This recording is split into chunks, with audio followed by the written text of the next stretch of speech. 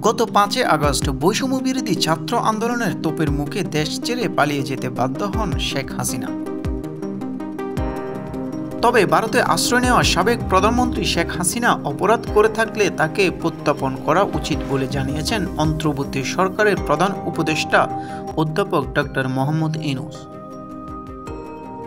স্থানীয় সময় বুধবার যুক্তরাষ্ট্রের new York Times climate for world summit অনুষ্ঠানে এক প্রশ্নের জবাবে ডক্টর মোহাম্মদ ইউনূস এই কথা বলেন।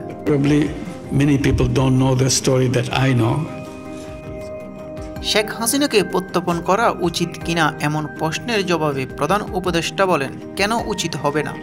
তিনি যদি অপরাধ করে থাকেন তাহলে তাকে প্রত্যাপন করে বিচারের আওতায় আনা উচিত বলে মনে করেন ডক্টর মোহাম্মদ ইউনূস।